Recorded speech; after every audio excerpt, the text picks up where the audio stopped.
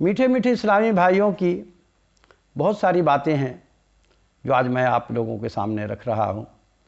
جناب الیاس قادری صاحب بڑے اچھے اچھے ٹوٹکے بتاتے ہیں، بہت آسان۔ انہوں نے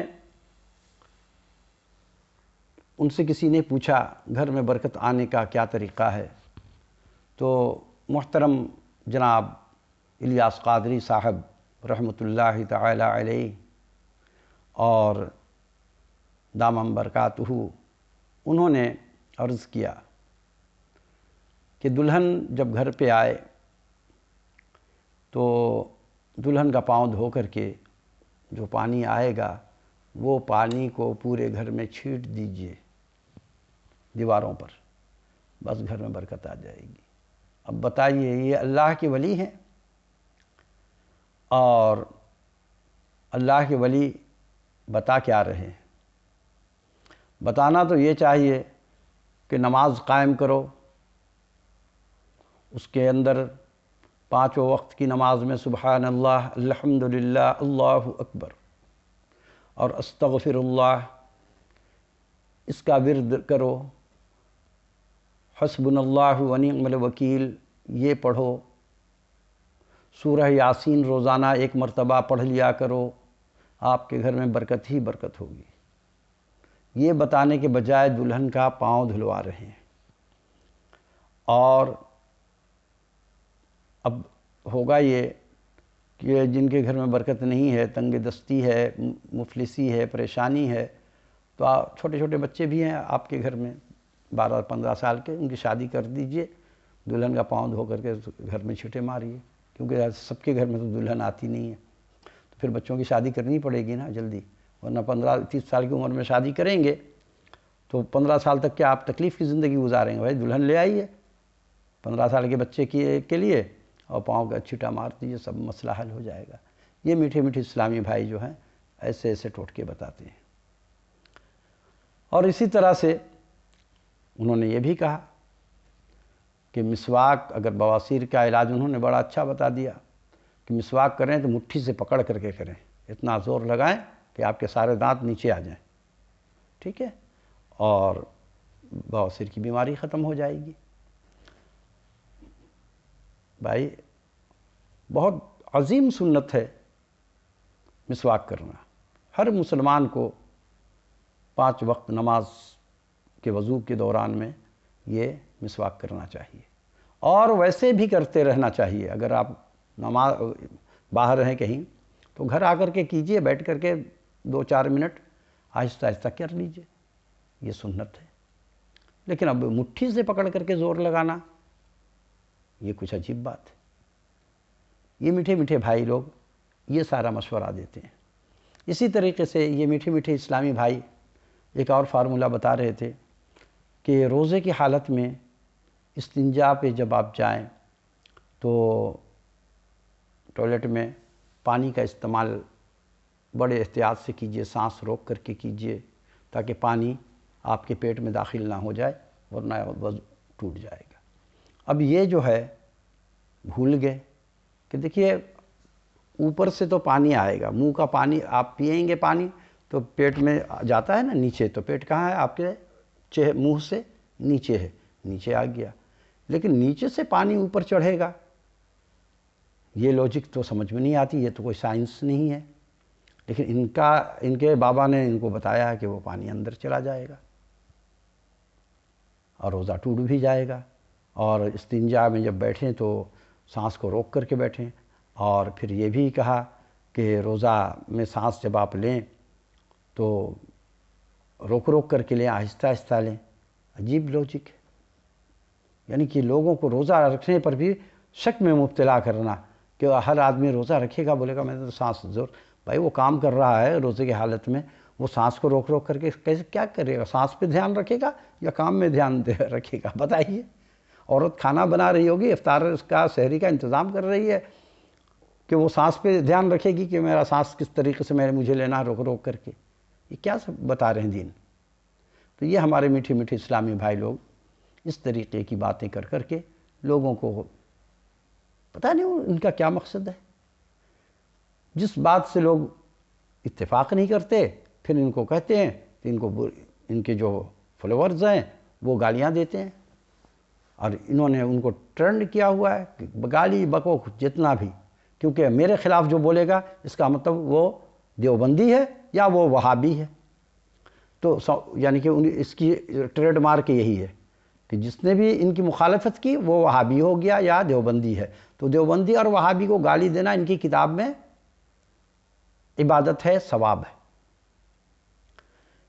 تو یہ اسلامی بھائی جو ہیں یہ ایسے ایسے ٹوٹکے بتا رہے ہیں لوگوں کو، اور علم سے ان کا کوئی دور دور تک واسطہ نہیں۔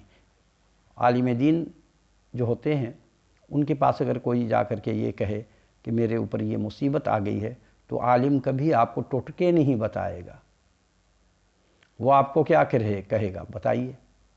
وہ آپ کو قرآن سے، حدیث سے وظیفہ بتائے گا، قرآن کی آیت بتائے گا کہ یہ پڑھیے، کوئی قرآن کی سورت بتائے گا کہ یہ سورہ کی تلاوت آپ کیجئے۔ وہ آپ کو ٹوٹکے نہیں بتائے گا۔ اگر وہ ٹوٹکے بتا رہا تو عالم نہیں ہے۔ اسی طریقے سے آپ کسی ڈاکٹر کے پاس جب جاتے ہیں تو ڈاکٹر صاحب یہ تھوڑی آپ کو کہتے ہیں کہ جی آپ اجوائن لے لیجئے، ہینگ لے لیجئے، اور کالی مرچ لے لیجئے، نسادر لے لیجئے، اس کو پیس کر کے پی لیجئے، یہ مرض آپ کا صحیح ہو جائے گا۔ نہیں، اگر وہ یہ بتا رہا ہے تو وہ پھر ڈاکٹر نہیں، وہ تو پھر حکیم ہو گیا، کیونکہ وہ جڑی بوٹی بتا رہا ہے۔ یا پھر وہ حکیم بھی نہیں ہے، بس ایسے ہی تکے لگا رہا ہے۔ ڈاکٹر کا مطلب یہی ہے کہ وہ آپ کو پوری دوا اپنے میڈیکل کے اصول کے مطابق دے گا۔ MBBS ڈاکٹر ہے، وہ آپ کو انگریزی دوائی دے گا، یہ جو ایلوپیتھک دوائی ہے۔ اور اگر آپ کسی حکیم کے پاس جائیں گے تو حکیم آپ کو ایلوپیتھک دوائی نہیں دے گا، وہ آپ کو جڑی بوٹی سے بنا کر کے دوا دے گا، یا آپ کو جڑی بوٹی لکھوا دے گا کہ یہ سب پیس کر کے آپ گھر میں بنا لیجئے۔ یہ اصول ہے۔ تو یہ کیسے عالم بنتے ہیں، کیسے پیر ہیں کہ یہ بتا دیتے ہیں ٹوٹکے کہ اگر کسی کے دانت میں درد ہے تو یہ کہو کہ 4 کمائیں 32 کھائیں، اور کیا آگے منتر ہے کہ یہ پڑھیں آپ کے دانت کا درد صحیح ہو جائے گا۔ ہاں، بزرگان دین نے بتایا ہے۔ اب بتائیے، یہ سب کہانی یہ بتاتے ہیں، بزرگان دین نے بتایا ہوگا تو بتایا ہوگا، آپ اس دور کے حساب سے بتائیے بھائی۔ لوگ وہ چیز کو اب نہیں مانتے ہیں، کیونکہ بزرگان دین کی جو باتیں ہیں وہ کوئی حدیث نہیں ہے، قرآن نہیں ہے کہ اس کو ماننے والا، نہ ماننے والا کافر ہو جائے گا۔ جیسے حدیث کا انکار کرنا، قرآن کا انکار کرنے والا کفر کیا گویا اس نے۔ لیکن اگر بزرگان دین نے کوئی طریقہ اپنے طرف سے بتایا، بے شک وہ اچھا طریقہ ہوگا، اگر کوئی نہ مانے تو وہ گنہگار نہیں ہے۔ لیکن اللہ نے جو حکم دے دیا، نبی صلی اللہ علیہ وسلم نے جو بتا دیا، جیسے مسواک ہے، اس کا کوئی انکار کرے گا تو وہ کفر کیا اس نے۔ کوئی کہہ دے کہ نہیں مسواک کا فائدہ نہیں ہے، ہم تو نہیں کریں گے، ایسا ہے ویسا ہے، اگر وہ کچھ بات بتاتا ہے اس کا مطلب وہ سنت کی توہین کر رہا ہے، اور نہ مسلمان ایسے ہی بات کرے گا۔ ذرہ برابر بھی جس کے دل میں ایمان ہے وہ مسواک کے فیور میں ہے، اور حقیقت میں مسواک کے ہزاروں فائدے ہیں، بہت ساری بیماری ختم کر دیتا ہے۔ صرف دانت کے لیے نہیں ہے، وہ پیٹ کے امراض کے لیے بھی ہے۔ نیم کا مسواک کریں، آپ کے پیٹ کے لیے بھی اس کے فائدے مند ہے۔ تو میرے عزیز محترم، یہ جو میٹھے میٹھے اسلامی بھائی جو ہیں یہ صرف بدعت ایجاد کرتے ہیں۔ اب قرآن مجید میں دانت کے درد کا علاج مطلب یہاں سے بزرگان دین نے لیا ہے یا جو بھی ہے، تو قرآن کی آیت پڑھا جاتا ہے۔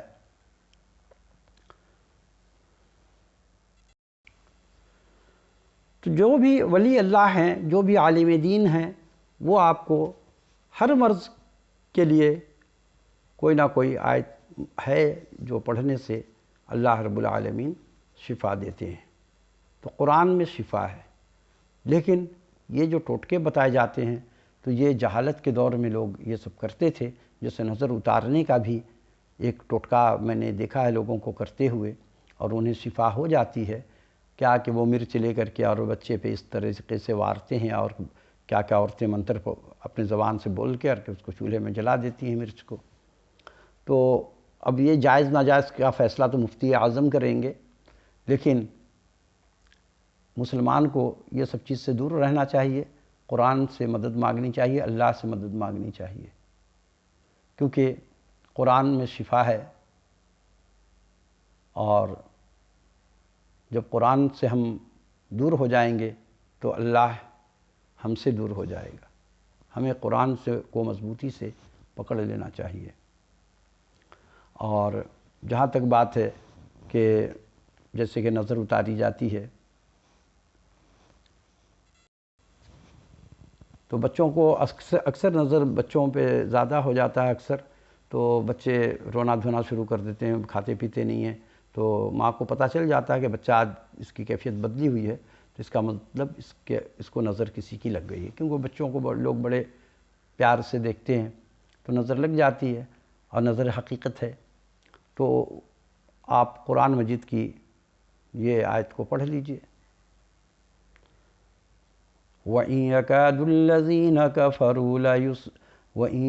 الَّذِينَ كَفَرُوا لَيُزْلِقُونَكَ بِأَبْصَارِهِمْ لَمَّا سَمِعُوا الذِّكْرَ وَيَقُولُونَ إِنَّهُ لَمَجْنُونٌ وَمَا هُوَ إِلَّا ذِكْرٌ لِّلْعَالَمِينَ۔